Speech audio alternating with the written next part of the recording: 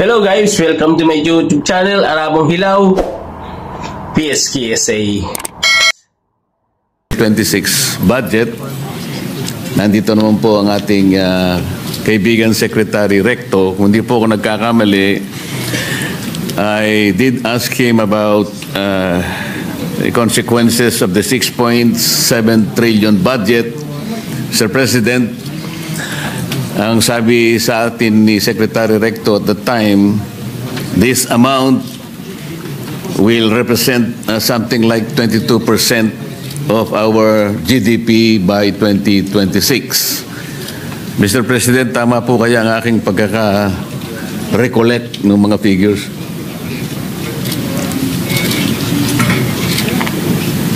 21.5% of our GDP, Mr. President. That is the exact figure. So halos ganun din po. Halos ganun din. Halos kasi, pareho lang, Mr. President. ang sabi niya, kung halimbawa 21.5 or 22% of the GDP, then our GDP will be at least 30 trillion pesos.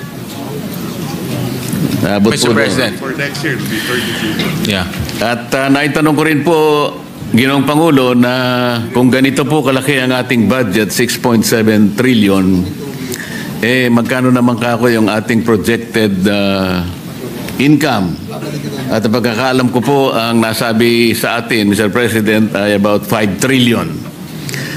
Yeah. And leaving a deficit of 1.5 trillion pesos. Yes, Mr. President. To be exact is 4.9. Pero nasa 5 na rin, Mr. President. Ang ibig sabihin po, Mr. President, sa 1.7 trillion ay this is about 142 billion per month. 4.7 billion per day na utang natin, 197 million bawat oras. Yes, Mr. President. Pero dahil sa kakulangan po ng oras noong panahon na yon, Sir President, hindi ko po masyadong naitanong at ngayon siguro baka I will be in a position to ask a few more questions. How do we manage to grow our economy by, let's say, an estimated 30 trillion pesos for 2026? Mr. President, Mr. Chair, kayo na po ang nagsabi kanina na kailangan maging granular tayo ng konti. Diba? So, paano po kaya? Sapagkat ang nangyari po sa ulat po na ating nabasa kamakailan lang, ang ating pong GDP sa third quarter ay halos 4% lang. Mula po dun sa forecast na 5.2%. Nakakabigla po sapagkat parang isang napakalaking dagok sa atin na ganun kababa lang ang entire output ng ating ekonomiya noong third quarter compared with the prior quarter, which is 5.5%. Tama po, Sir President? Tama po. Tama, Mr. President. Kaya po kanina I've been listening to the questions and interpellations of my colleagues, Mr. President. Talaga pong when we consider the finite resources of our government, talagang pagtatalunan, kanino ba dapat ibigay yung mas malaking parte ng budget para sa ganun ay malampasan natin ang napakalaking problema ng ating bansa. Kanina po, si Senator Kiko talagang very strongly ina-advocate niya talaga kung kinakailangan na bigyan po natin ng mas malaking budget ang agriculture. Tama naman po yun. Ngunit kung ang lahat po ng departamento ay ganoon ang kanilang gagawin at kukunti naman po yung ating budget, paano kaya yun, Mr. President? Sa business policy po kasi, meron silang tinatawag na Pareto Principle, otherwise known as Pareto Optimality. You will be in a position to satisfy one person, but consequently will make another person sad. Ibig sabihin, pag dinagdagan mo yung agriculture, meron kang babawasan, baka mabawasan yung isa. Paano niyo po babalansihin yun? But, Mr. President, napaka-hirap at komplikadong pagbabalansi ho talaga. Tama ho kayo, Mr. President. Kasi kung titignan ho natin in Tier 2,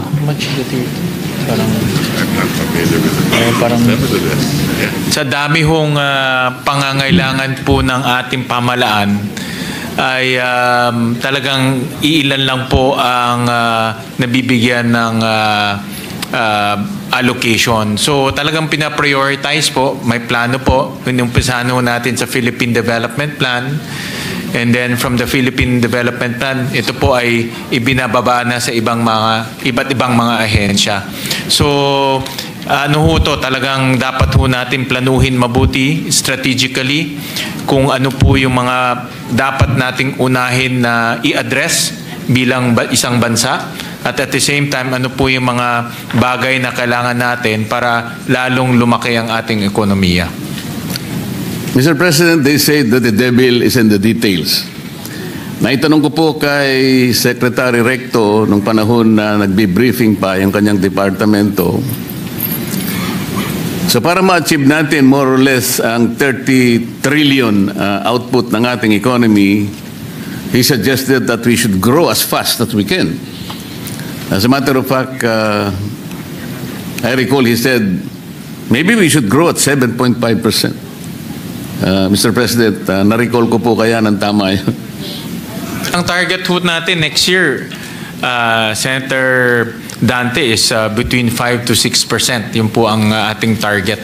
Yun nga po, kaya ako'y nalulungkot. Narinig ko nga yun sapagkat yung 30 trillion pesos para trillion pesos para po yun ay ma-achieve natin, kailangan natin talagang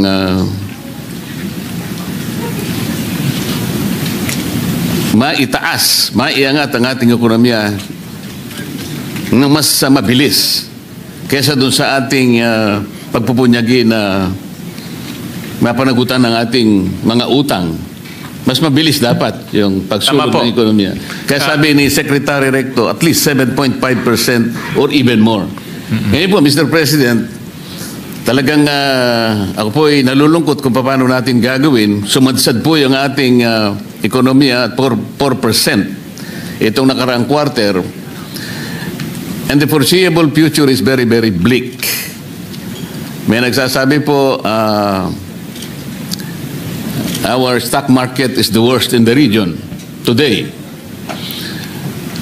Our currency is the worst in the region. And then, may nagsasabi pa po, foreign direct investment dropped by more than 40%. So with this bleak scenario ahead of us, yung sinasabi po niya, Mr. President, na mga headwinds na maaaring magpabagal pa sa pagsulong ng ating ekonomiya. Nakakatakot po ang lahat ng ito. Kaya, paano po kaya natin gagamitin ang ating mga granular analysis dito? Like for example, at 6.7 trillion pesos, Mr. President, gaano po kaya yung idadagdag sa ating per capita GDP? Dapat meron po tayo kahit pa paanong estimates. The Balancing Act is there, but the details must also be presented. Kahit pa paano, ay makita po natin kung tatama o hindi. Kasi po, nung isang araw, bumisita po yung ambassador ng Australia sa aking opisina at sa aming pag-uusap. Napag-usapan po yung per capita GDP. Kamuntik na po ako nahulog sa aking upuan, Mr. President. Kasi ngayon ko lang po talaga tahasang nakita. As of 2024, the per capita GDP of Australia is $64,500. Mr. President, tayo po, 2024, magkano po yung per capita GDP in US dollars? So, kung 4,500. 4,500 Narinig ko. US dollars, Mr. President. $64,500 per capita Australia. Tayo po ay 4,000. Malayo pa, Mr. President. Pero Mr. President, Yung purchasing power parity natin, so siguro times 2 niya, 9,000. yes. And also, Mr. President, next year ho, maabot na ho natin yung upper middle income status. Kasi kulang na lang ho tayo ng $24 if I'm not, $26,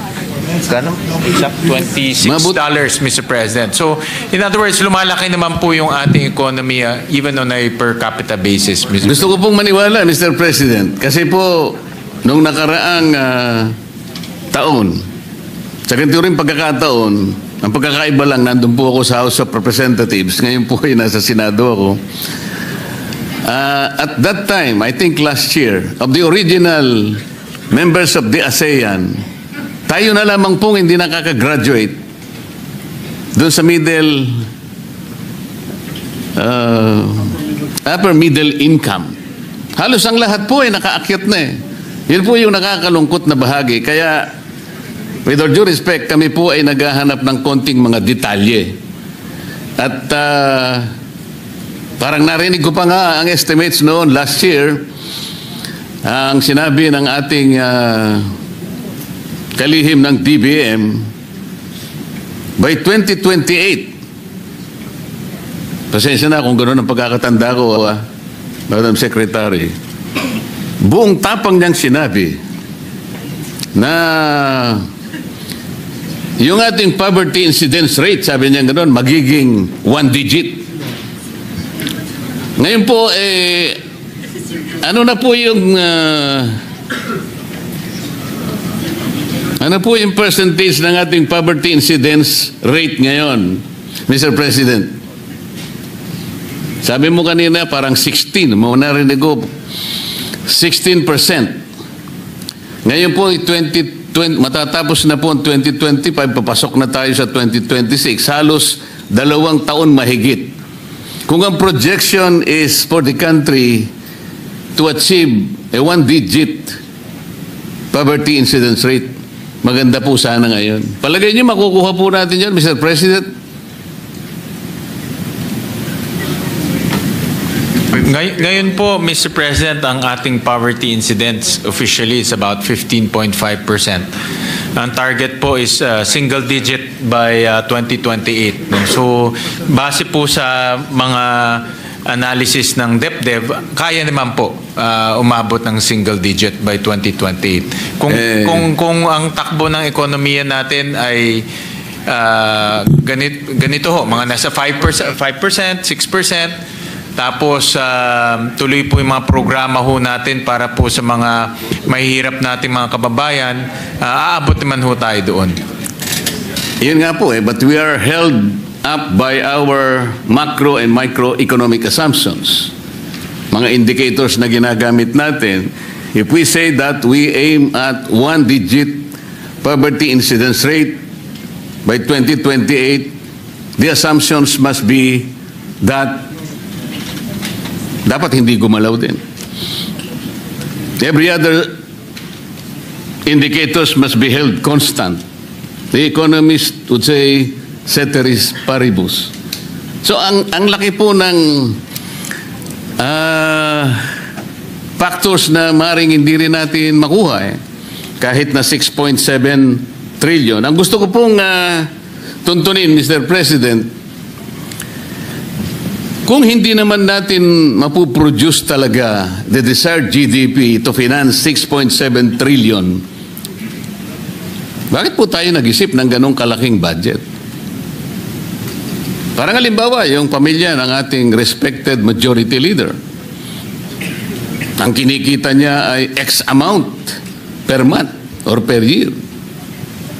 Pwede bang i-present sa kanya ng kanyang butihing asawa na ngayon ay miyembro ng Kongreso? Oh, darling, sabi niya, ito ang budget natin for next year. Sabi ng ating majority leader, Mr. President, ba't naman ganyan kalaki? Alam mo naman ang sweldo ko, ganito lang. Bakit doble pa dun sa kaya kong ibigay? Mahirapan naman ako rito. Ang sabi ng kanyang butihing asawa, Mr. President, hindi ko problema yan. Ikaw ang ano yan. Ito ang kinakailangan nating maipundar sapagkat kinuwenta ko na lahat ng pangangailangan natin, ang ating mga anak, ang kanilang pag-aaral, ang kanilang kalusugan at lahat-lahat na. Paano po yun? Hindi ba pwedeng sabihin ng ating majority leader, dahan-dahan ka naman. Hihirapan tayo dyan. Maaring lahat ay makuha natin sa pag-estimate. Ngunit, sa actual, mahihirapan naman tayo. Kasi po, tingnan ninyo, ang projected income is only 5 trillion. Ang ating budget ay 6.7 trillion. Uutangin natin 1.7 trillion. Hindi naman natin kayang ipundar yung ekonomiya para ma-achieve natin ang 30 trillion pesos or so. Because by that, we need to grow by not only 7.5%, maybe more. Mr. President. Mr. President, sa growth at 5%, aabot na ho tayo ng 30 trillion pesos, Mr. President, in terms of economic size, Mr. President. Having said that, Gusto ko maniwala, Mr. President. Siyempre, kung mas mabilis pa, mas maganda, mas maganda, Mr. President. ngayon ang mahalaga, kung uutang tayo, Siguro po magagawa natin yun, Mr. President, kung pagtutulungan natin. Halimbawa po, gusto kong itanong po sa ating DepDep, yung pag-allocate po ng mga budget sa ating mga ahensya para sa ganun ay ma-promote naman ng mga industries na nag-ooperate sa ating economy. Di po ba meron kayong tinatawag na input-output table, Mr. President? Opo, Mr. President. Gaano po kalaki yung ating input-output table Malaki yan. sa economy?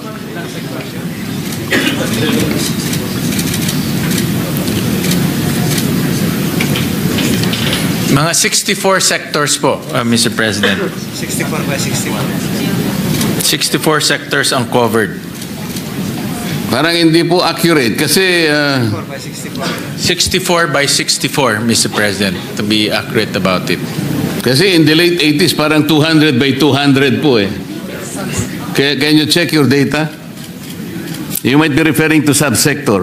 Yes, yun po yung subsectors, Mr. President. The entire economy. 24 Mr. President. by 240 by 240 yung subsectors. Okay, that's more accurate. 245 by 245. Importante po kasi yun, Mr. President, because doon sa input-output table, makikita po natin ang mga industries that influence each other. Doon makikita natin, alin ba yung dapat nating i-promote? Alin ba dapat nating supportan because it affects and it influences maybe more than the others? Para sa ganon, malalaman natin kung talagang may hit natin ang target o hindi. Because kung sinuportahan natin yung industry, pag tiningnan nyo po sa inyong table, tatatlo lang naman palang industry ang kanyang pwedeng suportahan. Pwede ba nating malaman ngayon, ano ba yung mga industries, for example? Somebody said that construction industry is the only one na parang bumagsak ngayon. Kasi nga, ang nangyari, siguro dahil nga sa iskandalong dinulot po ng flood control, medyo atubili ngayon ang lahat ng industry na may kinalaman sa public and private construction. Pati construction activities might be delayed, pati procurement. So, pati ang mamumuhunan dyan, ilan po ang mga industries na affected kung bumagsak ang isang industry kagaya ng construction industry? Ito po kasi yung dapat nating makita eh. Imbes na pinag-uusapan po natin ay kung ano-ano, wala naman po kaming nakikita kung saan papunta po yung perang ilalagay at ilang industry ang maapektuhan, and that industry will be able to capacitate or even influence the growth of another and vice versa. Wala po kaming ganong idea. And no one even presented para sa aming kaalaman, kahit na po siguro in general terms, para makikita po natin, and even in the matter of deciding where to invest our finite resources, the Senate will be guided, Mr. President. Tama ho kayo, Mr. President. Itong nangyayari ho sa ating ekonomiya, lalo na yung pagbagal po at 4%, isang dahilan ho dyan ay yung construction industry. Nabanggit ko nga ho kanina. At marami ho itong kasing konektadong industriya. For example po, mga hardware, delivery trucks, yung mga nagtatrabaho po sa mga delivery trucks, yung mga nagtatrabaho po sa hardware, of course, yung gumagawa ng bakal, gumagawa ng semento, gumagawa ng kahoy, gumagawa ng pako. Marami pong konektadong industriya po sa construction industry. Kaya yan po ay isa sa pinaka malawak na industriya sa ating bansa, dahil hindi lang naman po gobyerno nagko-construct, pati private sector ang nagko-construct. Pero Mr. President, Senator Marcoleta, DepDev can submit to you a much more comprehensive study on the effects of the slowdown of the construction industry para ho talagang komprehensibo po yung ibibigay na report. Wala naman po akong particular interest. Kung baga nagamit ko lamang pong halimbawa because somebody said na medyo naapektuhan po nga yung construction industry. Pero maganda ho pag-aralan to dahil ho talagang kung magiging ganito pa in the next quarter, makikita ho natin pagbagal na ekonomiya ho. Siguro po, kayo po, Mr. President, Chairman, ay mas karapat-dapat na makatanggap niyan sapagkat malawak po ang inyong responsibilidad sa inyo pong balikat nakasalalay ngayon ang paglalatag ng ating 2026 budget. Napakalaking bagay po yan. It is a very important reference and input for you to consider, Mr. President. Okay guys, yun lang ang video natin for today. At don't forget to follow, like, share, subscribe to my YouTube channel. At marami pong salamat sa inyong lahat. God bless everyone. I love you all. Bye-bye.